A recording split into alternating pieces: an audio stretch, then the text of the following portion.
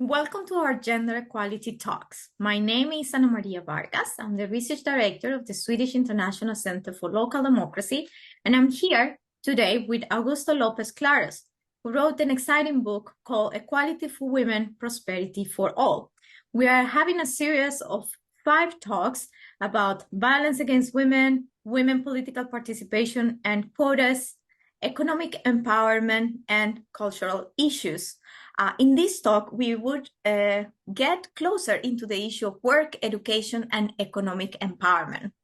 So we'll start with the issue of education, Augusto. We have made enormous progress when it comes to educating girls. What do you think is still the problem in that issue? You know, it is the case that when you look at, for instance, school enrollment data, if you go back 30 years into the past, there used to be a huge gap in the school enrollment rate of boys and girls. And the data today, is very encouraging. We seem to have bridged that gap in a big way, including in low-income countries in sub-Saharan Africa and so on. So that's the good side of the story. However, the higher the level of education, the sort of less the success that we have had. And it is still the case that, especially in the developing world, if you look at school enrollment rate at the secondary level and beyond at the university level, there is still a gap in terms of boys and girls. Boys are still being given preference, right? And we'll come to that, and I'm sure in soon. But there is, of course, also a huge gap in terms of labor force participation. But I'll come to that in a few minutes. Yeah, okay. So we have made great advances, but we still have some issues to overcome. And one of them is related to the labor force. So I want you to tell us a bit more about the economic consequences of women's education and greater participation in the labor force. Why should we have more women? Okay. Here, again, the evidence is really quite interesting. When women get an education, they are more likely to join the labor force because they have the skills, they have the capacity, to gain a job offer. And when that happens, there is what economists call a shift in the political sort of empowerment within the family. Let me explain. When a woman contributes to family income because she's working, because she has an education, right, she has more of a say in how that money is spent. If you take, let's say, 1,000 families and you split them in 2 groups, those where the mother works and contributes to family income, and those where the mother stays at home and does not, in those families where the mother is contributing to family income, more money is spent on education, more money is spent on the health of the children. The data suggests that the savings behavior of that family is also better. They save more. And if they have a few spare resources to invest, to buy a small plot of land or so on, the return on those investments is higher when the woman has had a say on how those investments are made, right? All of these things boost economic growth in the future. If you spend more money on education of children, you're investing in the next generation, right? So you're contributing to future economic growth. If you save more money because the wife has more of a say on how the money is spent, that is also going to have a beneficial impact in the future. You will have resources that you can use, to protect your family when there is an economic downturn, when your husband loses a job or whatever, right? So that's the evidence, right? That education leads to higher labor force participation, which then leads to better economic outcomes.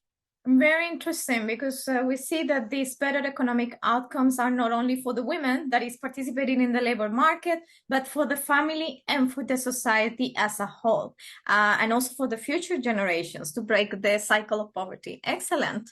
Let's talk about income inequality. In the book, you claim that discrimination against women leads to higher income inequality. Can you give us an example? I can give you an example from Russia. Okay. Russia is a country that imposes a lot of prohibitions to women on particular occupation. Let me give you an example. I lived in Moscow for many years, and Moscow has a very sophisticated, very efficient metro system, right? Subway. And you can go to a metro station in Moscow and you will never see a train arriving into the station being driven by a woman. That job is forbidden to her in the Russian legislation, right?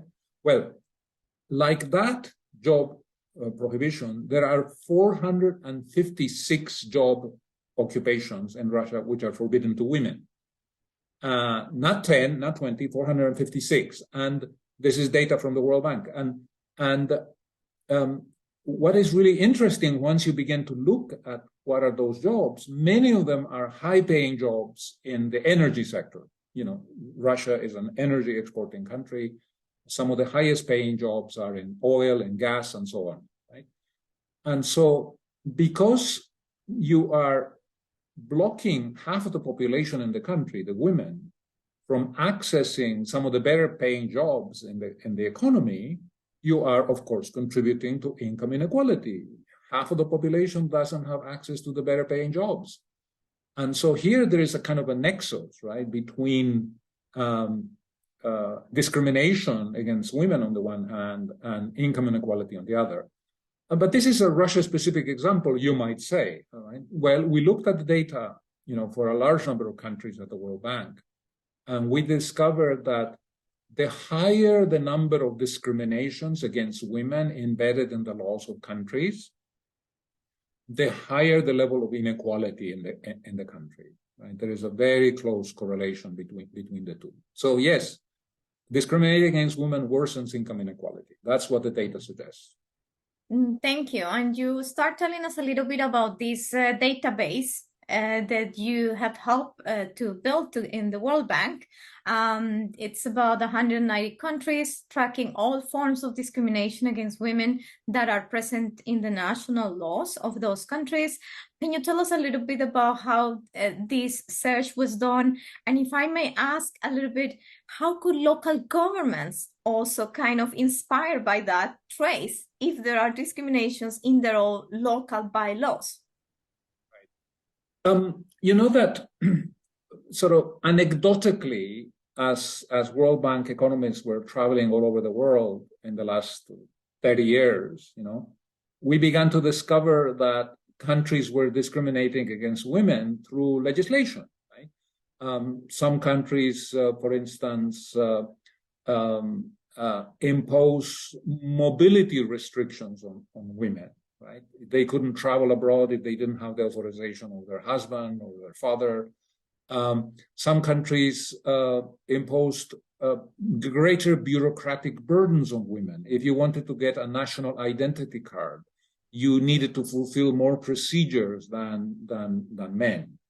If you wanted to get a passport, there was more work to be done than if you were a man. In some countries, you couldn't open a bank account unless you had the authorization of your husband or of your father. Property rights, there are countries in the world where the property rights regime is more preferential for men than it is for women.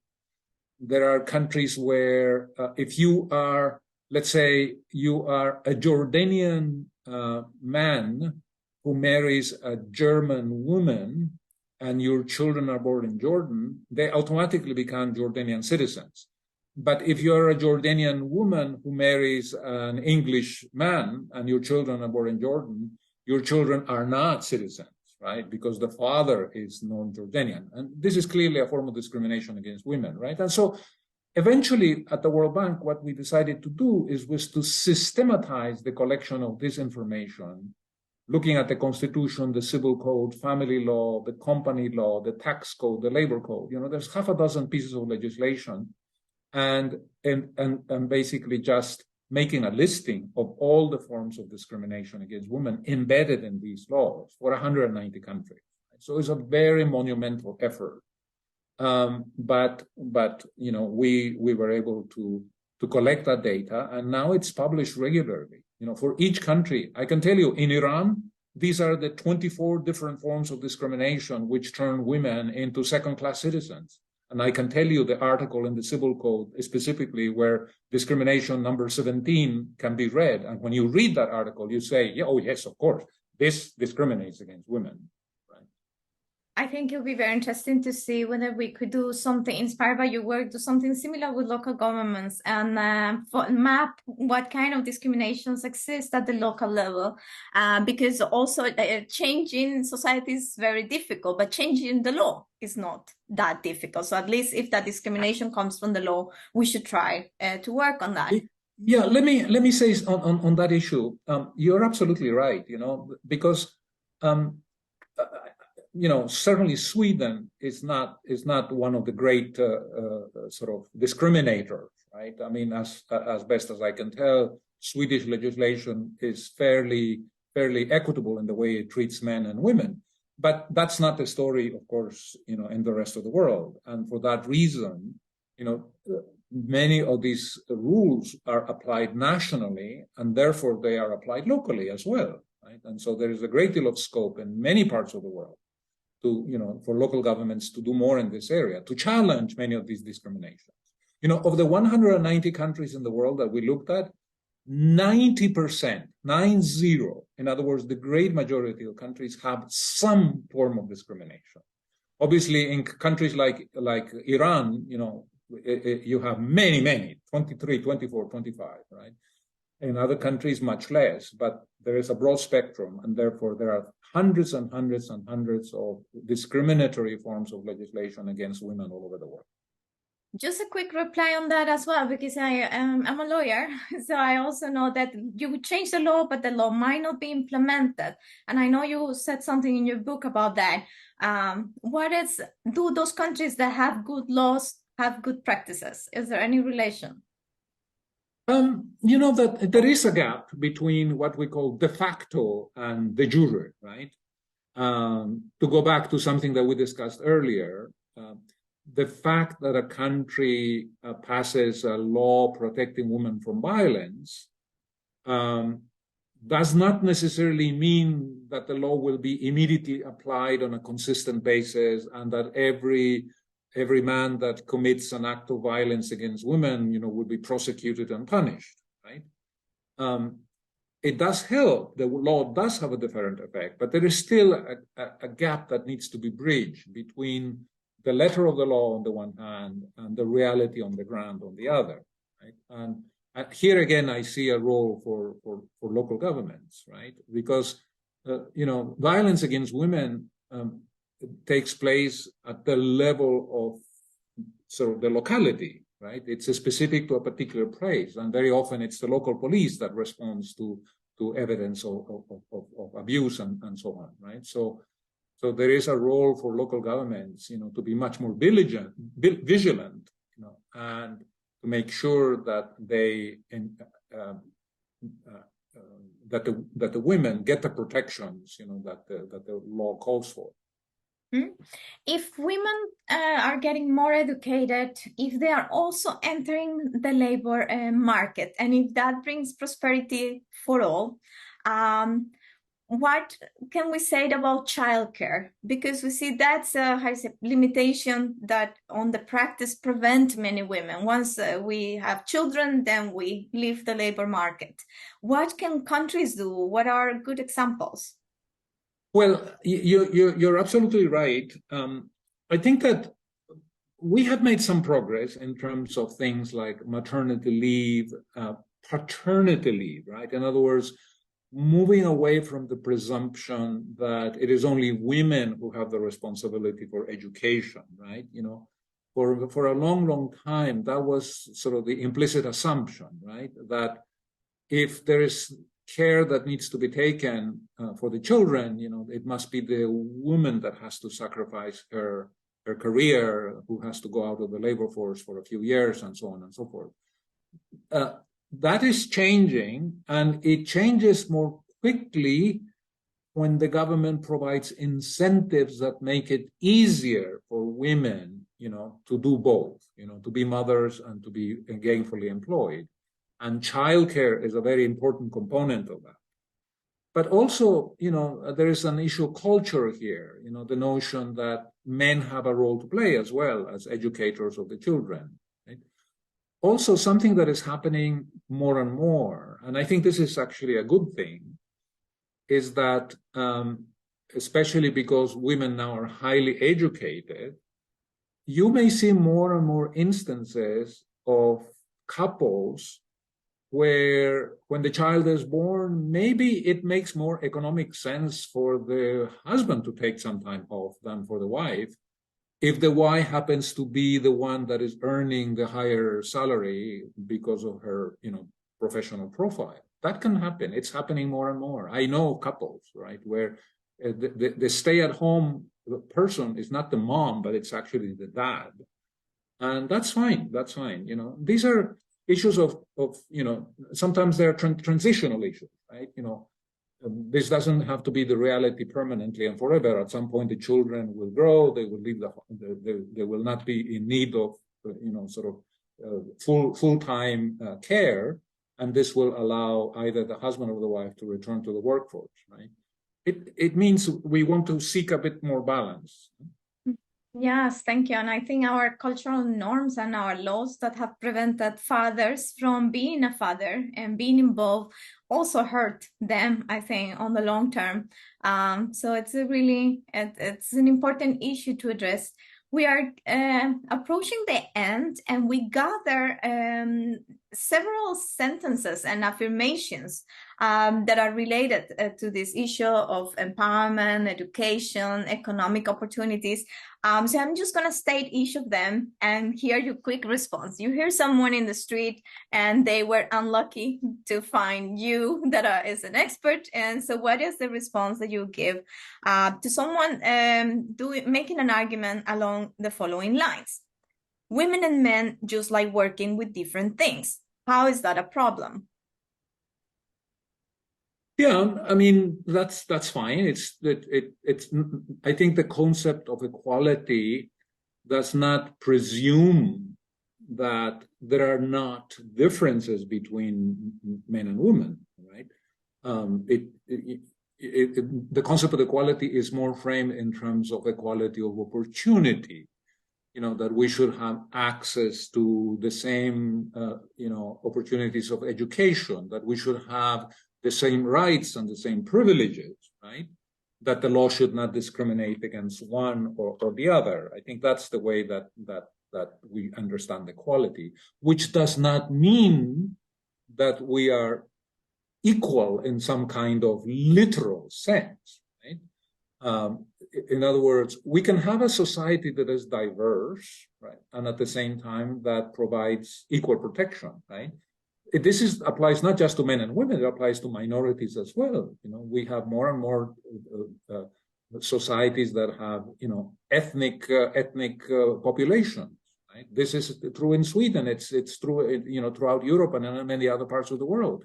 And we want to have rules and regulations that basically treat these different ethnic groups equally, without suggesting that there are no differences between them. You know, there may be differences. They may have they may eat differently. They may look differently. They may dress differently, right? And that's fine. I think that contributes to the enrichment of society to have diversity, right? But that diversity is not inconsistent with the notion that we should have laws that do not discriminate against minorities or other groups, including, of course, women. Thank you. And I really agree with that. I hope to have the freedom, at least, to choose and to be able to have equal opportunities. We heard also these kind of affirmations. The children will suffer if both parents work. Again, I think it depends on the quality of childcare, right? If childcare is available, if it's professional, if the government allocates enough resources to making sure that the children are not just left, on the side, facing dangers and abandonment, but have access to childcare that is professional, highly trained, and creates a nurturing environment, right? Then it doesn't necessarily follow that the children will suffer because both parents work. Okay, I will admit that it's a bit more complicated. It's a bit more complicated. It may require, greater sort of logistical coordination. It may require occasional sacrifices. But where there is no childcare, which I think is true in many parts of the world, then yes, I think that the chances that the child may suffer if both parents are working full time, is enhanced. But on the other hand, in some of those countries where no childcare is available, sometimes there are, in the extended family, there are parents who can come in and step in and help. I know that that's the case very often in Latin America, for instance, with more and more women getting skills and getting an education. You see more and more husband and wife both working, and very often, because the grandmothers are nearby, they become the providers of childcare, right? So, and this may be more difficult in other sort of societies, perhaps North America, perhaps Western Europe, where the extended family perhaps is not so strong, right? And where the grandmothers or the grandparents will not feel, a stronger sense of responsibility for the care of their grandchildren. And finally, we heard this very often. What happens to the boys if we focus more on the girls? Girls already have better grades in school. Shouldn't we also help the boys? Yes, I think in the future we will have to think about the boys more often. I don't think we're there yet. When we look at the data globally, I think it is still the case that girls and women are at a disadvantage. It may well happen that as the gap is narrowed, we may have to give more attention to boys to make sure that they're not being left behind, to make sure that they're getting high quality education, to make sure that they are also growing in a nurturing environment, and so on and so forth, right? I think that the point here is that, we should look at children not so much in respect of the gender. We should look at children as children, right, irrespective of the gender, and make sure that opportunities are the same, that they both have a chance in life, and so on. I think that the education of girls is especially important because they are the mothers who are educated, are the future they are the ones who will be most closely involved in the early years of development, with the child. I think that will remain a feature of contemporary society for a long time to come. It is still the case, in those early critical years, the mother plays a very critically important role in the passing of values, the caring of the children, and so on and so forth. And to have a mother that is educated, I think is a huge investment that we make in the next generation.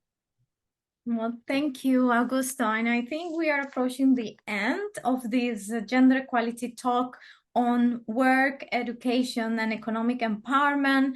We heard about the importance of education for women. We also heard about the importance of access to the labor force. I know many local governments that work with us, they provide specific loans or empowerment, economic empowerment targeted programs to women. So we encourage you to continue to do that, to continue to strengthen women's participation in the labor market.